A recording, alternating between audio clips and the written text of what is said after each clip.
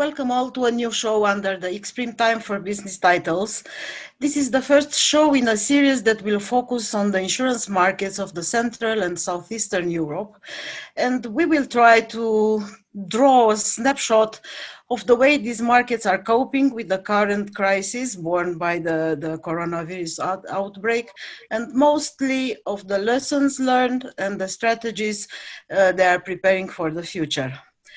Today we will start with the Polish market, the largest and the most relevant in the region, the most developed. And I'm happy to present our guests. Mrs. Iwona, the head of the Brussels office of the Polish Chamber of Insurance.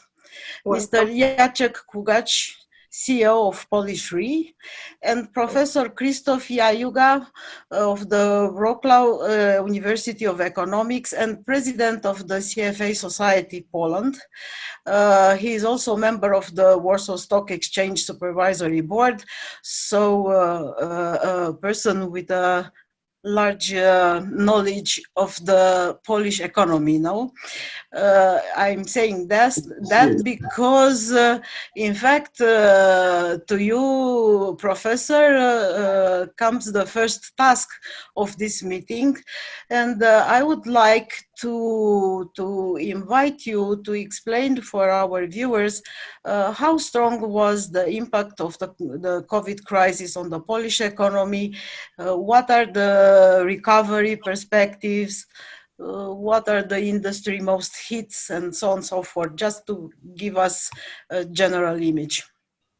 Thank you for the invitation. I just want to make one small correction. I used to be the member of supervisory board of Warsaw Stock Exchange in the nearest past, let's say. Okay, the question about situation of the Polish economy is, I would say that it's not that bad as we expected at the very, very beginning, at least for the current situation, although it's not good. For the first time in 25 or almost 30 years, we have negative GDP growth rate, which was not even the case during the financial crisis 2008, where the economy was still growing at 1.7%. Now, according to very recent data published by Central Statistical Office, in the second quarter, economy fell by more than 8%. Year to year, of course, whereas in the first quarter it was plus 2%. So we have dramatic decrease of GDP growth rate. Of course, it is not that dramatic as we could expect it, because I think there was some projection that it could be double digit even. It's still single digit for the second quarter, and I believe that it's not very how to say new saying that which industry suffered the most, and also what was the contribution to this decrease of GDP growth rate. Unfortunately, the most contribution, negative contribution, of course, was investments. Investment fell by more than 10% in second quarter year to year. Consumption fell less than 10%, it's like 9%. And we see now in the third quarter, I think there are signs of recovery in terms of consumption. Partially is due to the release of all these lockdown situation. We had lockdown since mid-March, something like mid-March, 13th of March, something like this, until at least mid-May. But then after this, the government decided to relax many things, and then people get back to visit restaurants, shops, etc. However, I think I just look at the number here, and the impact of COVID on hotels and restaurants was like 80%, negative 80%. So they were dramatic. I'm talking about the second quarter, of course. So this would be a situation which we have now. Of course, the data for the third quarter will come, but as we see, I think situation, at least from the point of view of some optimism of consumers, is getting a little bit better. I'm not saying that we are recovering, because most experts, they say they will come back to the situation from before COVID, so from the beginning of March, let's say, probably in the second half of 2021. And this is also subject to different factors. One factor will be probably how do we cope with disease, with pandemic disease? Would we have a vaccine? Would we have some medical treatment also? and also what is going to happen, for example, with schools. The beginning of September, this is great test for schools because kids are coming back to schools. We will see what will happen and to what extent it will bring some problems, and which will, I don't think we'll have lockdown. We will not going to have general lockdown because this will kill economy, but we might have some, I call it partial lockdowns, which means that if there's some focused, let's say, area in the country which is threatened by the disease, there might be lockdown there. But I think that, at least for this moment, the expectations are that we are going to have a V situation, V meaning that dramatic drop down, and then probably for the next year, they say there'll be already like 3-4% of GDP growth. But this is, again, subject to situations, subject to risk factors. The main problem, if I can conclude this part, the main problem will be still the huge budget deficit, which is coming, and also public debt, maybe not that large in some countries, but we will be close to the 60% probably of in terms of public debt of 60% of GDP, which is kind of a warning sign, also written in Polish Constitution.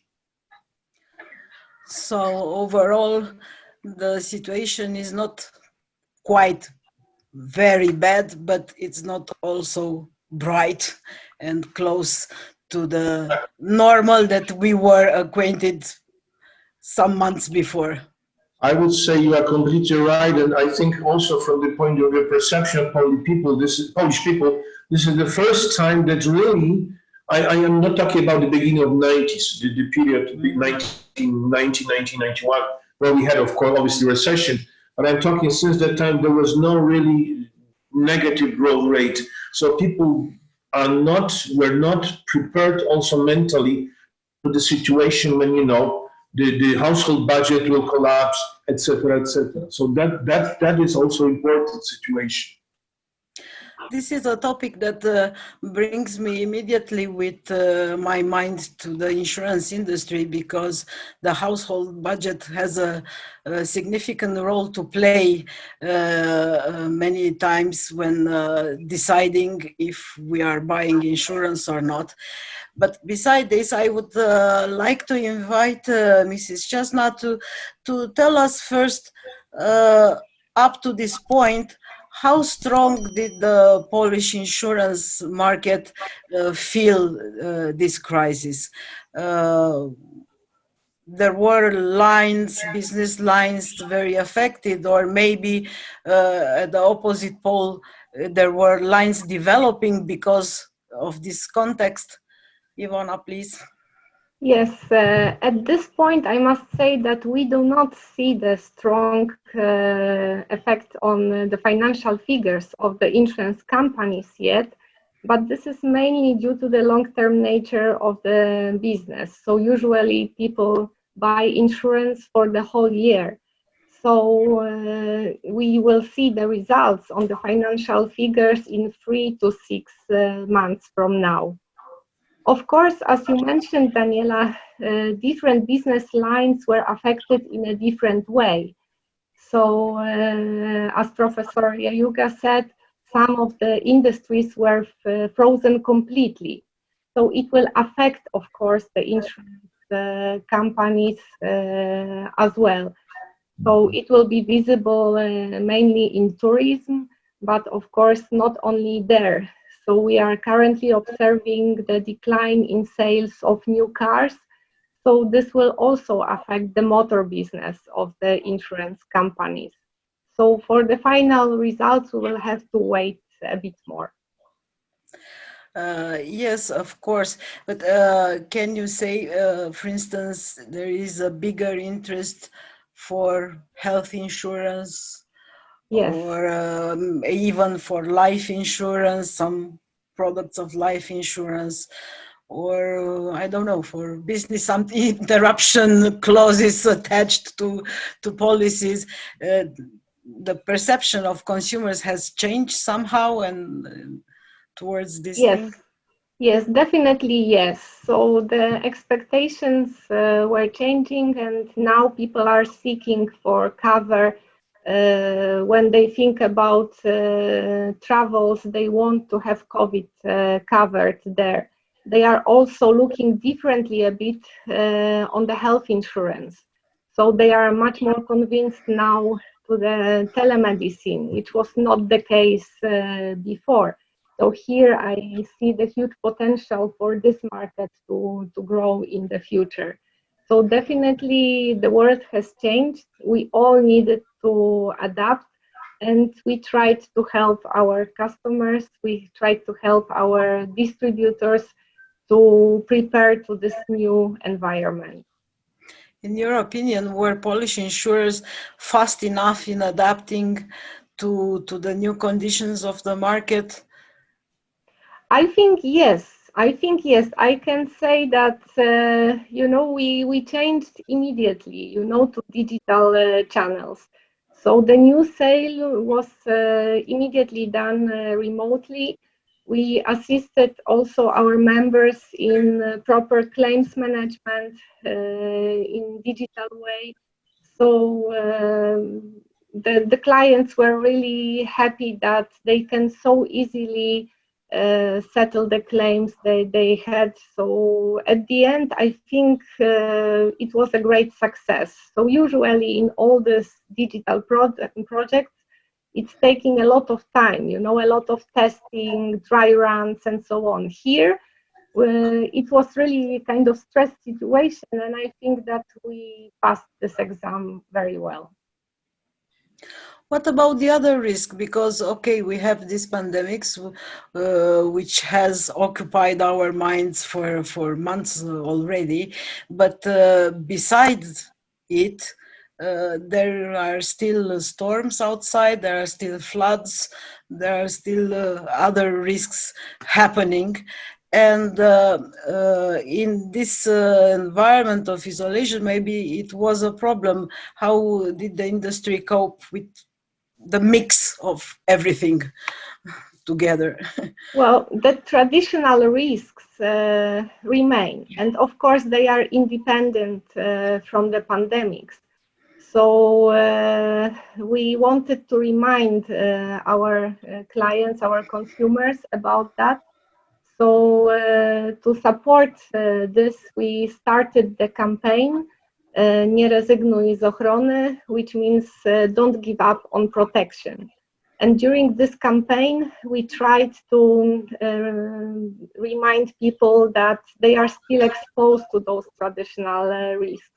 We tried to explain how insurance works in practice, how now they can buy new products in this new reality, new digital reality, how they can settle the claims, what they can expect from the insurance companies. We shared all the materials with our distributors, with agents, because they are the first ones to be contacted by the consumers. We shared all the materials also on Facebook and use all the possible social medias to promote this campaign. Apart from that, immediately when the lockdown was announced, we started to work on the recommendations. And with these recommendations of Polish Chamber of Insurance, we tried to settle certain expectations between the consumers and between the companies. So we explained what is possible, what options clients have. So we facilitate the process of new sale.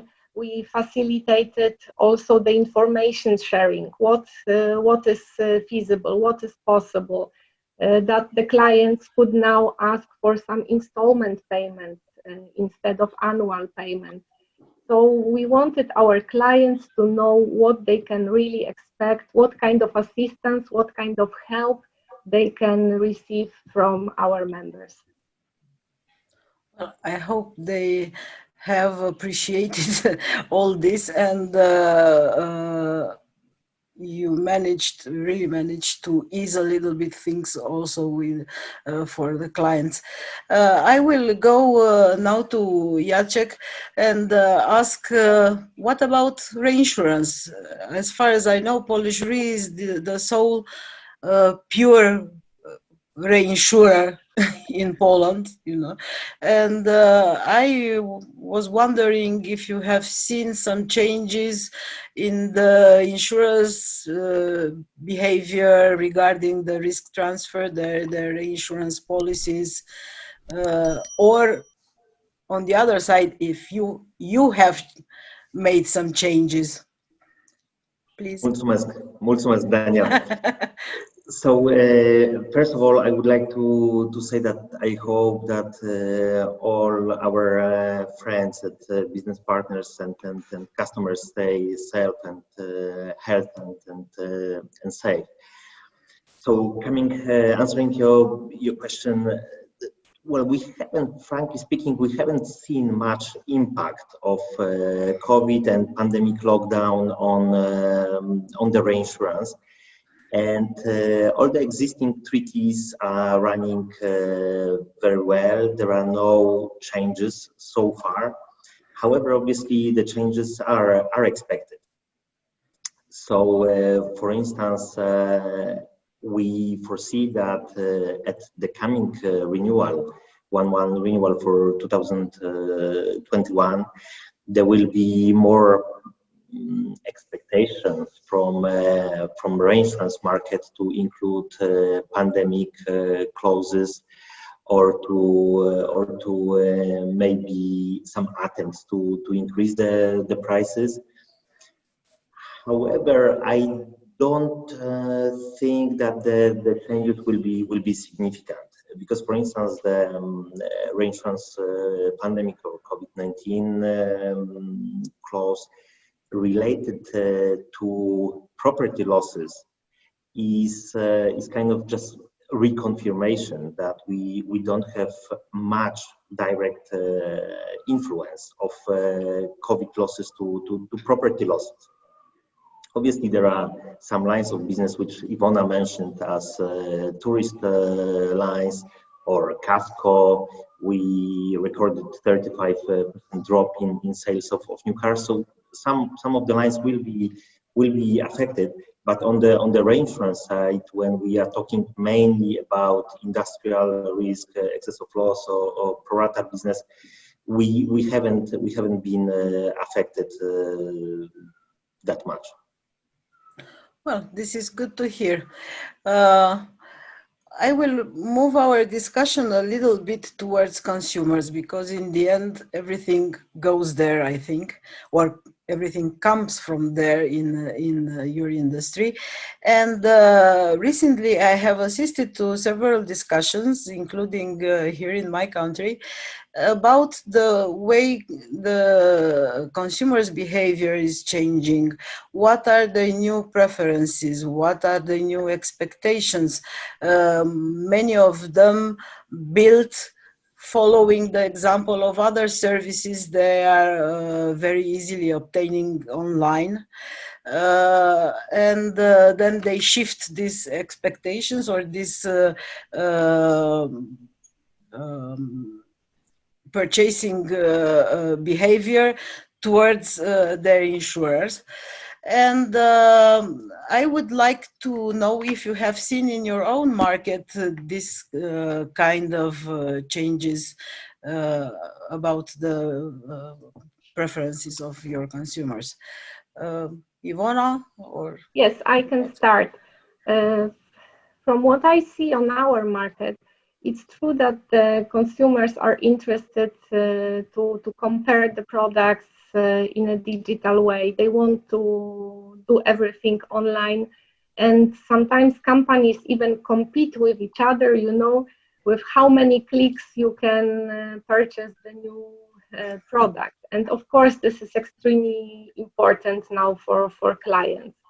Then they want to have a good service also during the policy, during the whole year. So when the damage happens, they want to settle the claims easily, taking a couple of pictures, sending them to the insurer, and to solve the case in a couple of hours. So those expectations, of course, are coming. On the other hand, I believe that, there is kind of specificity in what we do. So whatever we do in insurance, it's about people, and people need this relation with another person. So there are still clients who prefer to go to their agent to have a chat, to have a cup of coffee, and to discuss what are really the products that they need, what kind of protections would be the best for their case. So I think that at the moment we live in a situation where we have two kinds of clients. So the ones who immediately adapted to this new reality, the ones that are seeking the digital online solutions, and also we still have the clients who need this physical contact with a person.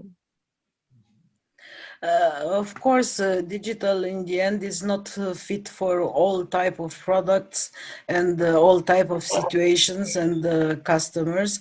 I think that the role of the agents or insurance brokers is far from ending. We can say that in some situations it's not ending but developing. People need really counseling, but beside this, did you see a need for instance, I heard opinions like people are more attentive to the policies, the coverages. They are buying in a more attentive way than before. Yes, that's definitely the truth. We are receiving a lot of questions with regard to the coverage in the already existing products.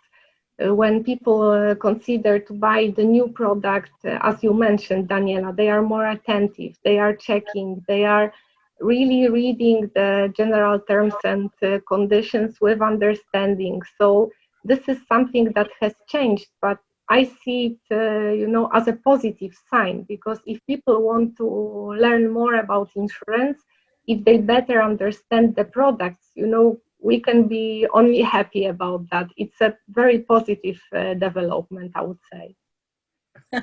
This is good to hear. Jacek, do you have something to add to this, or?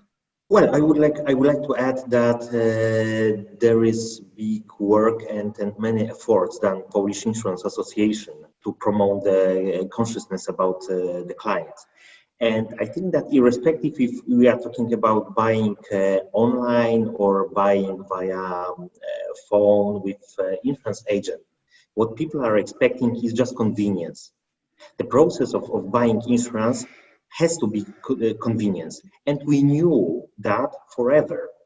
But this COVID-19, to a certain extent, was a catalyst of some changes. And I think that Polish insurance companies, they are really performing very good in that respect. And I agree with Iwona that also our insurance market reaction to that pandemic, to the new circumstances, to the new situation, that was well accepted by the clients. I can add also something. Although I'm not a person from insurance industry, more general from finance, which is related, of course, but I see, and I will confirm what Ms. Iwona said, that there are two trends now, which looks like they're opposite, but they are not, probably. One trend is that, there are more and more young people coming to the market, they are digitally native. So they would expect definitely that this will be, they maybe don't need even person. They need to have a smartphone. They need to do it as fast as possible. Maybe at the first sight without thinking whether this is safe or not, or what institution is behind this. So that's one thing. So InsurTech, of course, it develops, and that's kind of challenge. On one hand, challenge, but on the other hand, also opportunity, I believe, to people. So maybe that is kind of restructuring of jobs also. And it's the same in finance industry, definitely the same. And second, of course, is what Ms. Iwona said, that people still need some kind of attention, especially people who are not very young. So they used to need person to talk, maybe to get some added value in terms of socializing even, just to say about the problems, etc. So I see that this could be somehow combined. I understand that you are not going to avoid at least half robo-advisory, so many things will be prepared by computers, by artificial intelligence, by machine learning, etc., etc. However, on the top of this, there should be somebody who understands this and who will be linked between, robot, let's say, or computer system and household and the person. So I call such people like kind of insurance or financial doctors. So there will be somebody who will be first contact to solve your problems. And I also see, and I see this from the point of view of some Polish insurance institutions, especially of the largest insurance company, of course, that there is a lot of integration of the services being offered by, let's say, banks, by insurance companies, by mutual funds. It's not only bank assurance, so it's not only having another, let's say, channel of distribution, but this is more integration of the services. So that's my feeling from the point of view of looking at how the market starts to work, at least in the world. Well, Professor, you have helped me in my job at this point, because this was a very good step towards our next topic.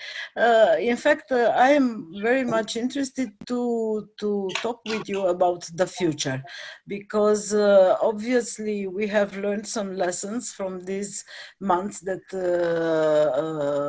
have passed since March, but the most important thing, I think, is what we are doing with this lesson and what strategies we are developing for the future. And I will remain with you, Professor, to ask you, what do you think insurers could expect from the economic environment in the next months? Because we know very well that they need a good shape of capital markets to make their investments. They, when there are foreign direct investments in the country, it's useful for the insurance industry as well.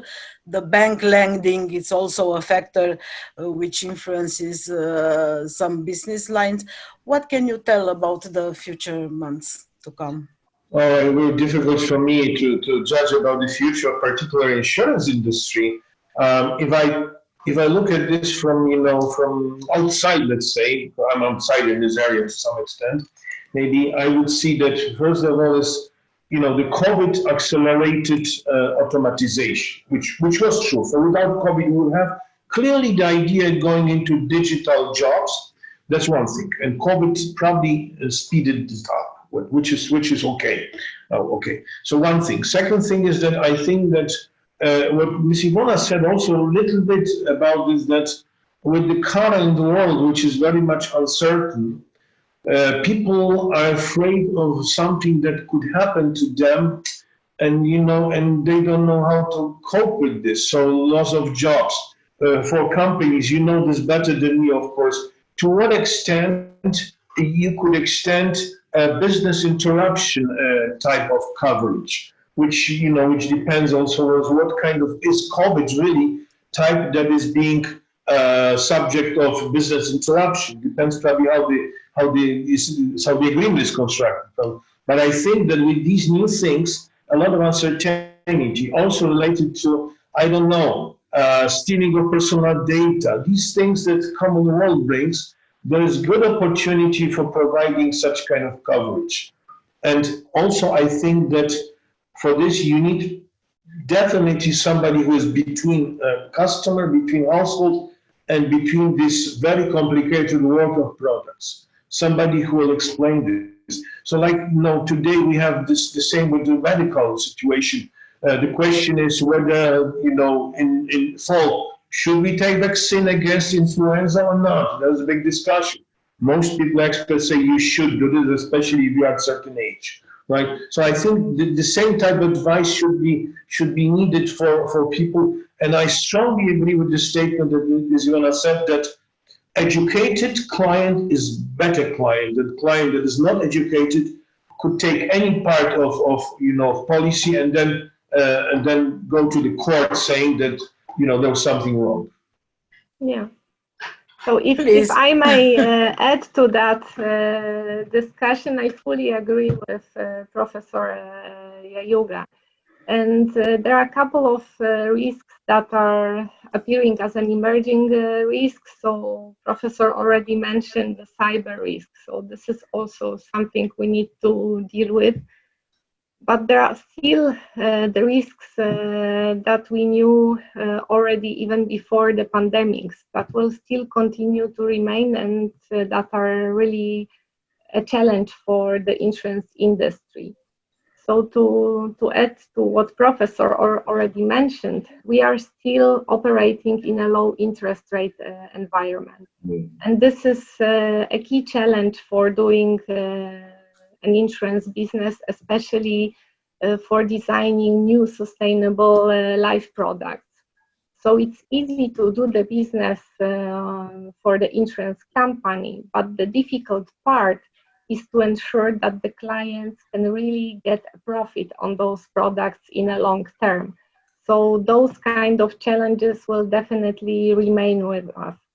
On the non-life side, the key challenge is still the climate change, and it will not change anytime soon, as you know. So we need to deal with it in a proper way.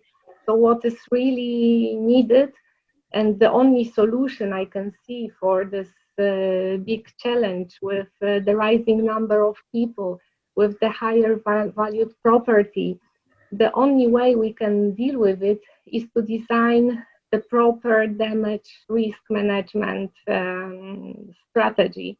This strategy should take into account the role of central government, also the local governments, as well as the private sector. And here insurers can really contribute to that. We can contribute to new investments. We can also share our experience with good risk management, and together I believe we can prepare people for the new frequency and severity of the damages that will occur. I would like to ask you to stop for a moment the discussions to the corporate clients, because in the corporate world there were many changes that I think may affect also their risk management policies. For instance, this work from home regime, it's introducing increasing cyber risks, or it's maybe changing the attitude towards the employee benefits as health insurance or other. What do you think? Have you already seen some trends in this area? Definitely, there are more and more accidents related to the working from home. That's the obvious thing. So people are looking for the solutions to that one. And another issue is the issue of the business interruption products and what is the scope of coverage there. And here abroad, there is a huge discussion, as you know, especially in US, UK, and other Western markets. What is really the appropriate scope of this coverage? In Poland, we do not see the impact of this discussion so much, because if you ask for corporate clients, these business interruption products are related mainly to big companies in Poland. They are not related to small or medium-sized business. We don't have them in our insurance portfolio. So here, the whole discussion that is currently taking place abroad does not affect us so much, I would say. Well, things may be changing in the future because I think that one of the segments of the economy that was most hit was this of the small entrepreneurs. And for them, lacking coverage for business interruption or other risks may become really from dramatic to fatal, you know. Yes. Do you think the industry will come with some solutions in this respect, or maybe? Currently, the debate has started at the European level. So at the European level, we discussed how to prepare for the next pandemic, how to limit the financial losses of, especially of small and medium-sized business. And this discussion is focusing mainly on business interruption products. And also the discussion is related to public-private solutions. However, I believe that this discussion will last much longer than expected initially, because we are not at the same level of development of insurance market across Europe. We do not have the same solutions at the moment. So in Western Europe exist some public funds to support such a situation, which is not so common in our CEE region. So for us, in order to establish this public-private solutions for the small and medium-sized enterprises, we would need more steps to come to the same point, to come to the same level. And of course, because of the competition law, because of the state aid law, it's not so easy to build these days new kind of funds as it was the case for the Western Europe in the past. Nevertheless, of course, we need to strengthen our efforts to prepare, and we need to fulfill our role of insurance to help people when they need us, to help consumers, and to help also corporate clients when they are in a difficult situation. Okay, thank you. Jacek, what do you think about the future in reinsurance, the next renewals? Do you expect some changes in conditions, in quotations, in the entire picture?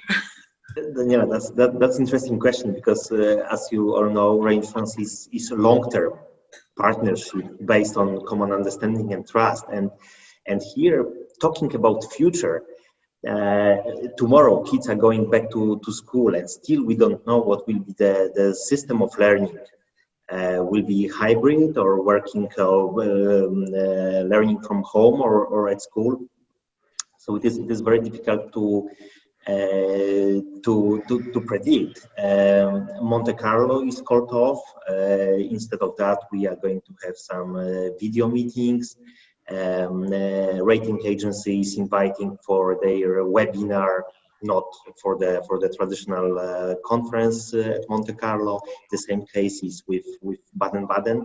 So I've been in the industry for past 24 years, and such renewals are obviously very different than the others.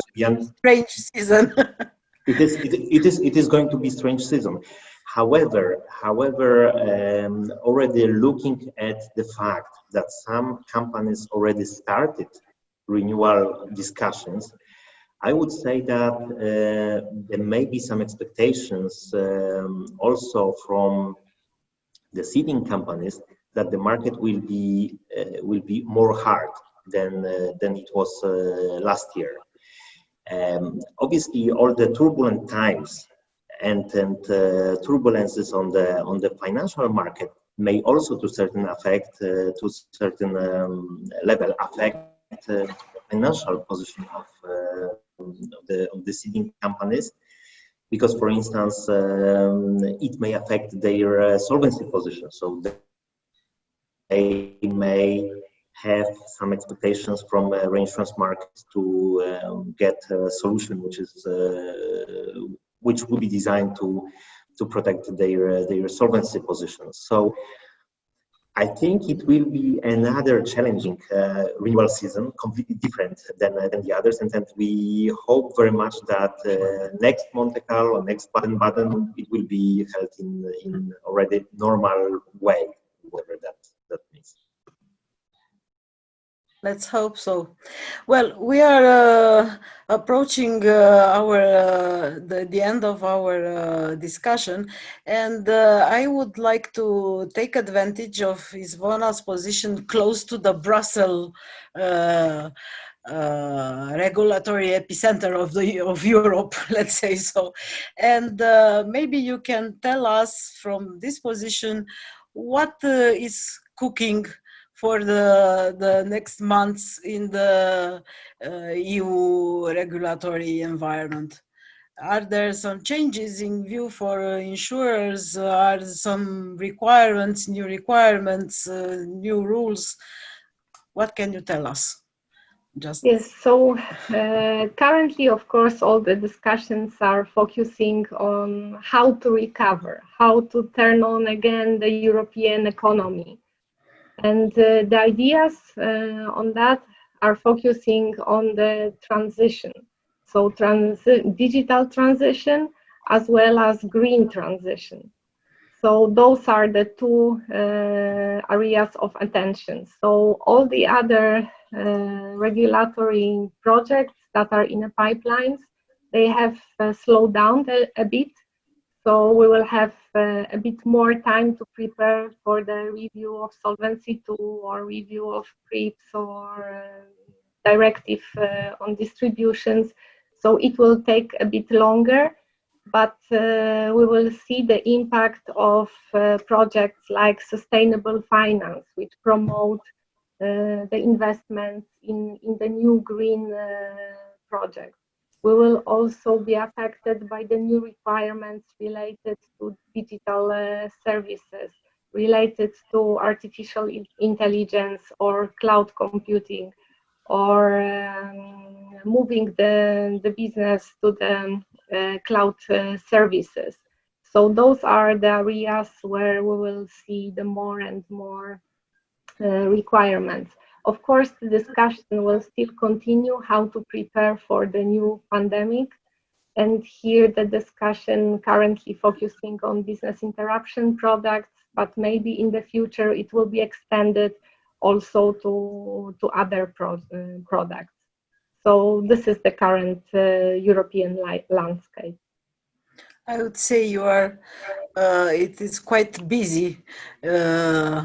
And a busy agenda.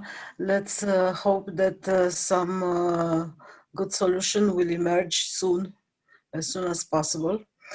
And on this quasi-optimistic note, I would like to thank you all for the presence. Let me remind you that we had today with us Mrs. Iwona Szczesna, the head of the Brussels office of the Polish Chamber of Insurance, Jacek, KUGACZ, CEO of Polish Re, and Professor Krzysztof JAJUGA from the Wrocław University of Economics and President of CFA Society Poland.